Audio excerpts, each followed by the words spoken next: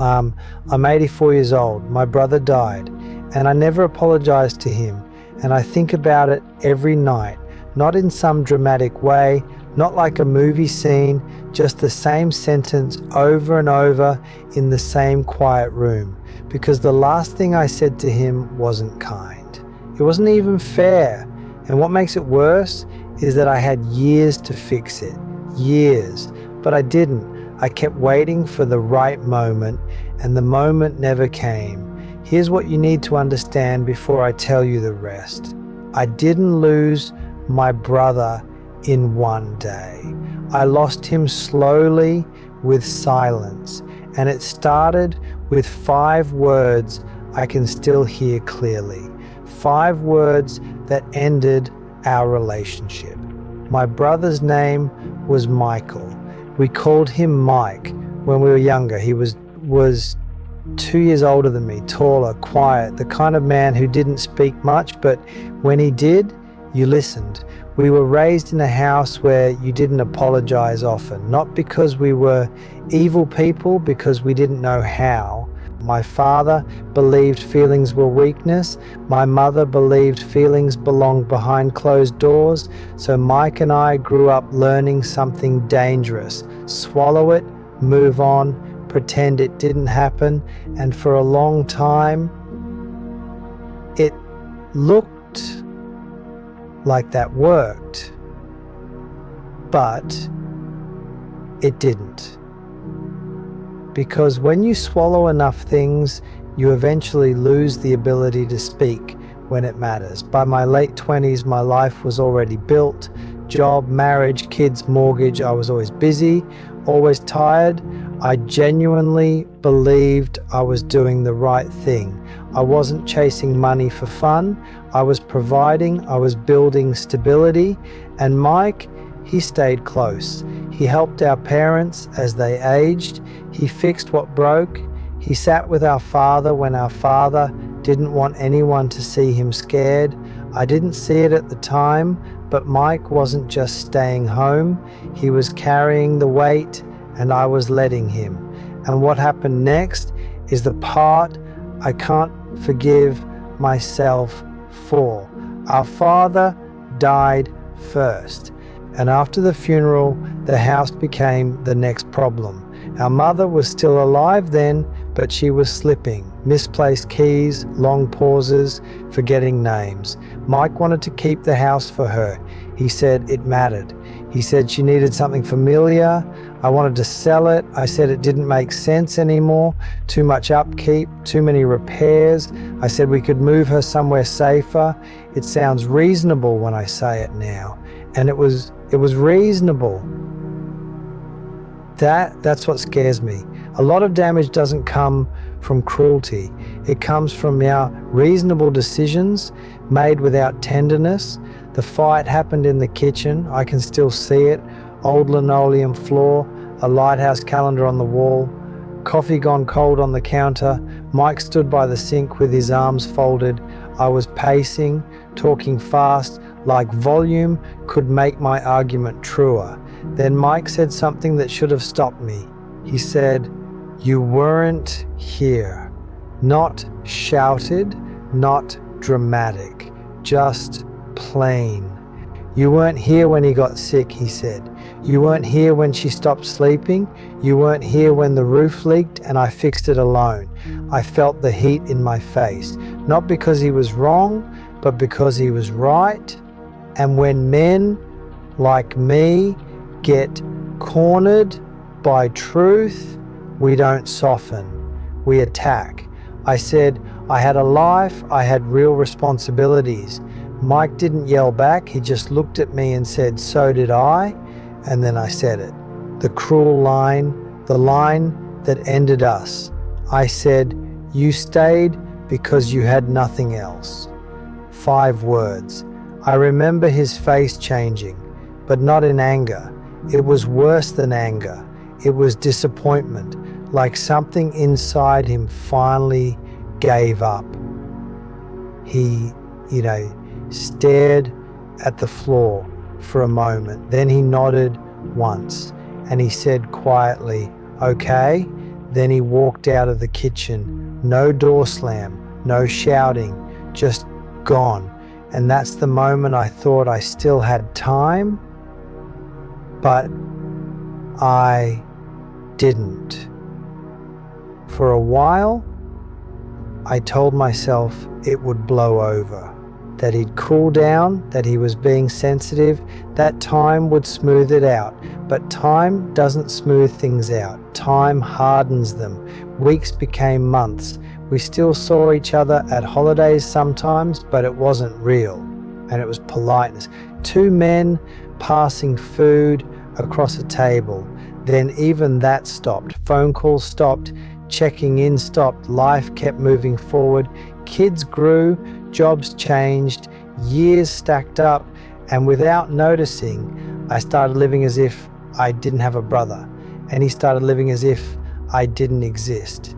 Do you know what hurts most? It wasn't losing him, it was realizing he stopped loving me long before he stopped breathing. And there's something I didn't learn until after he died, something that still turns my stomach. Later I found out Mike called my house once, just once. My wife answered. He asked for me, and she told him I wasn't available, not because she was cruel, because I told her more than once to stop putting him through. I told her if he wants to talk, he knows where I am. So she said I was busy, and Mike never called again. I didn't even know about that call until after the funeral, when my wife finally told me, crying in the car like she couldn't hold it in anymore. I remember staring out the window and thinking, so he tried. He actually tried, and I missed it. Not because I was at work, not because I was far away, because I wasn't willing. Then one day, my mother and her mama called me. Her voice sounded smaller. She said, "Your brother isn't doing well." She said he was tired, losing weight, not eating. I asked if he'd gone to the doctor. She said, "He doesn't want anyone fussing." That sounded like Mike. So I drove out. And I remember standing at the front door before knocking, thinking, don't ruin this, don't say the wrong thing, maybe this is my chance. Mike opened the door and I almost didn't recognize him. He looked thin, older than his age, but his eyes were the same. He said, "Hi, not good to see you, not come in, brother, just hi," like I was someone he used to know. We sat at the kitchen table, the same kitchen, and we talked like strangers. He poured coffee, his hand shook. I pretended not to notice. I asked about his health. He shrugged it off. He asked about my kids. I answered politely. It wasn't a real conversation. It was two men circling something painful they didn't want to step on. And the entire time, the apology was sitting in my throat. Right there, all I had to do was open my mouth and let it out. But I didn't, because I was scared he'd reject it, scared it wouldn't matter, scared it would make me look weak. So instead, I said the coward sentence. I said, "If you need anything, let me know." He nodded. "Sure." And I left. And the moment left with me. 2 months later, I got the call. Mike collapsed in a grocery store, cancer, already advanced. Too late for the kind of hope people like to talk about. I remember gripping the steering wheel so hard my hands hurt while I drove to the hospital. And on the drive, I kept telling myself, okay, this is it. This is where I fix it. I thought the hospital would give me a second chance. It didn't. He was in the bed, smaller than I'd ever seen him, tubes, machines, pale face. I sat beside him. I watched the numbers on the monitor flicker like they meant something. And again, I waited. I don't know what for. A sign, a perfect moment, permission. Then Mike opened his eyes and looked at me just for a second, and he whispered, "You came." I said, "Of course." And I still didn't say it. That's what makes me sick. He gave me the door, he opened it just a little, and I still didn't walk through. He died that night. I wasn't even in the room when it happened. I stepped out to get coffee.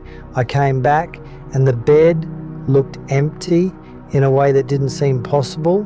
And in that moment, something hit me hard. Not grief first, clarity that this was it. No more chances, no more later, no more apology. People talk about regret like it's dramatic. For me, it isn't. It's quieter than that. It's sitting in an empty house years later and realizing the person you needed to apologize to is no longer in the world, and your pride survived longer than your brother did. That's what regret is. Not crying, not yelling, just knowing you failed at the one thing that mattered. If you're listening to me and there's someone you owe an apology to, I'm not going to make this soft. I'm not going to make it polite. Do it today. Not when you feel braver, not when life slows down, not when you're standing beside a hospital bed and your throat turns to stone. Say it while the person can still hear you, because once they're gone, you can't send it after them, you can't mail it, you can't leave it in a voicemail, you just carry it. And it gets heavier every year. I'm 84 now. My brother has been gone a long time, but I still hear that kitchen, still see his face when I said those 5 words, still feel the moment I could have fixed it and chose silence instead. If this story hit you, if it reminded you of someone, leave a comment that says, "I'll say it today," not for the algorithm, for yourself, so you don't end up my age whispering apologies into an empty room. Don't wait for the right moment. The right moment is when they're still alive.